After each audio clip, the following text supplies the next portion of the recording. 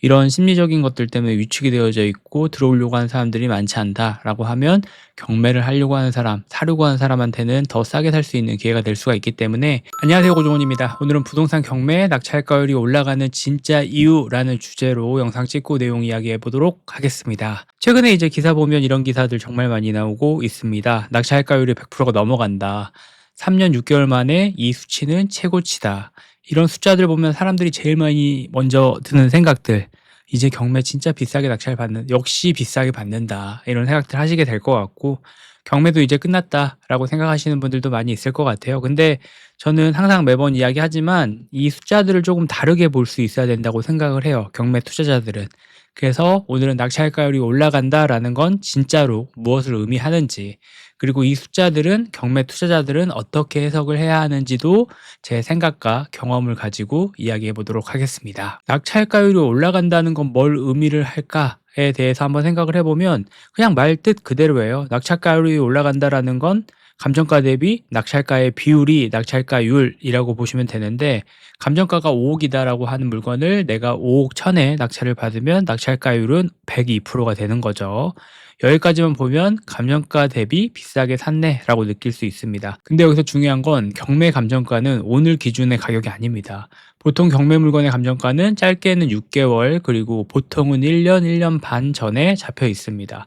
즉 우리가 102%, 103%의 낙찰이 됐다는 건 비싸게 산 게 아니라 그 사이에 부동산 가격이 올라왔다라고도 예상해 볼 수 있습니다. 물론 뭐 시세 조사를 해봐야 되겠지만, 경매라는 것 자체가 사람들이 어느 정도 시세 조사를 하고 임장도 하고 이 지금 현재 가격을 보고 현재 가격보다 싸게 사려고 하는 재테크 방법 중에 하나이기 때문에 막 너무 욕심에 의해서 이렇게 받지는 않아요. 뭐 물론 경쟁자들이 많다라고 하면 욕심에 의해서 말도 안 되는 가격으로 낙찰받는 사례들이 있긴 하지만, 어느 정도 그 사례가 많지 않은 방법 중에 하나이기 때문에 이렇게 사람들이 비싸게 받고 있다라는 건 그때보다 가격이 올라갔다 라고 우리가 생각을 해볼 수가 있겠죠. 그리고 이 경매 낙찰가라는 것 자체가 저는 일반 시장보다 훨씬 더 빠르게 움직이다고 생각하는데, 일반 시장 같은 경우는 호가가 먼저 올라가고 거래가 따로 올라오고 또 여러 가지 기사들이나 이런 것들이 나오는 추세죠.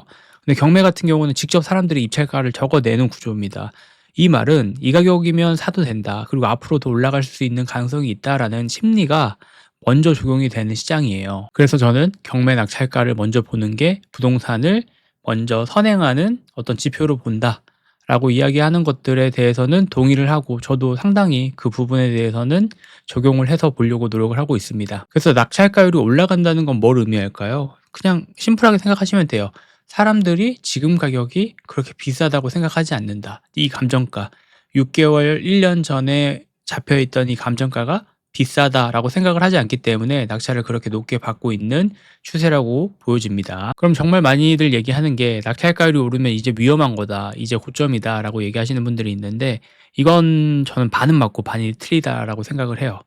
낙찰가율이 올랐다는 거는 관심이 많아졌다는 뜻이고, 관심이 많아지면 당연히 경쟁이 생길 수밖에 없겠죠. 근데 이걸 무조건 고점이라고 해석하면 오히려 기회를 놓칠 수도 있다고 생각을 해요. 왜냐하면 낙찰가율의 기준점은 과거의 감정가이다라고 제가 말씀을 드렸잖아요. 과거 가격과 지금 사람들의 판단이 충돌하는 지점이 바로 낙찰가율이라고 보시면 좋을 것 같아요. 그리고 우리가 신문이나 기사들 보면 몇 년 만에 진짜 경매 물건 많아졌다라고 하는데, 이거의 또 진짜 의미에 대해서 한번 생각을 해보시면 좋을 것 같은데, 우리는 경매 물건이 많아진다라고 하면 어떤 의미일지를 좀 생각을 해봐야 돼요. 대부분의 경우는 과거에 무리하게 샀던 사람들이 버티지 못했다는 뜻이죠. 금리가 낮을 때 대출 많이 일으켜서 샀고 전세가 받쳐줄 거라고 생각했는데 시장 상황이 바뀐 거죠. 그래서 이런 물건들 다 경매 당하는 겁니다. 그리고 경매로 나오는 거고. 그래서 저는 낙찰가율 상승과 물건 증가, 이거를 같이 봐야 된다고 생각을 해요. 이 상황이 모든 게 혼재가 되어져 있고 심란하고, 그리고 여러 가지 사례들이 막 뒤엉켜 있다고 생각을 하는데, 모든 게 좋지도 않고 모든 게 나쁘지도 않아요.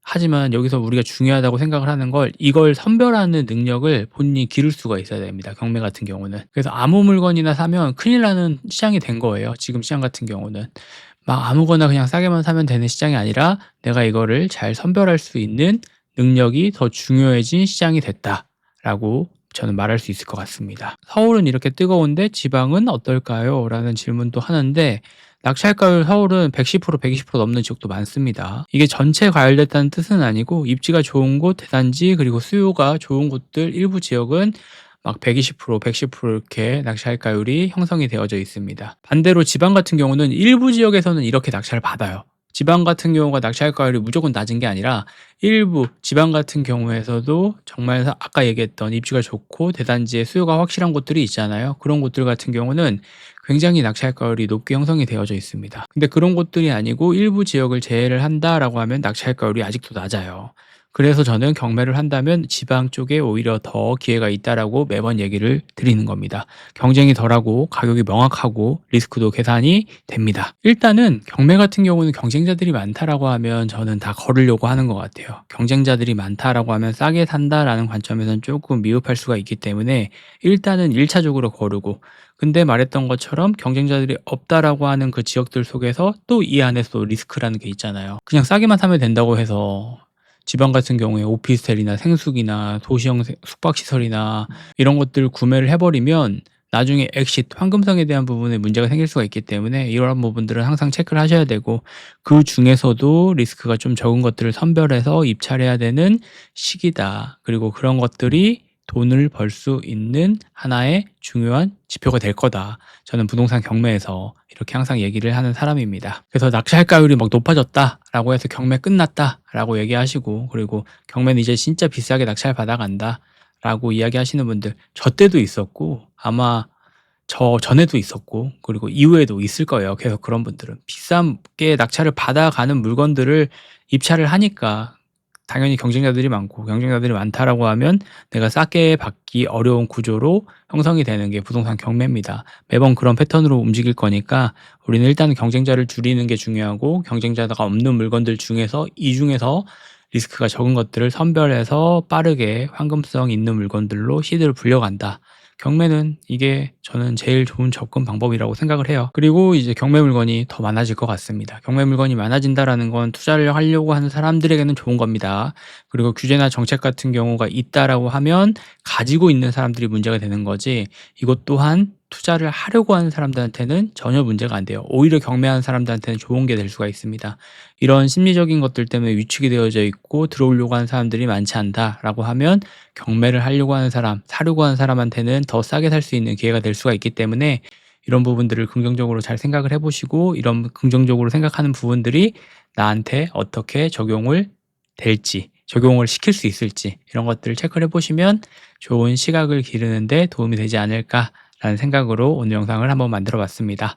낙찰가율 높다고 포기하지 마시고, 사람들 많이 몰린다고 포기하지 마시고, 그렇지 않은 물건들이 뭔지 한번 고민을 해보시면 좋을 것 같습니다. 오늘은 여기까지 하겠습니다. 감사합니다. 들어가세요.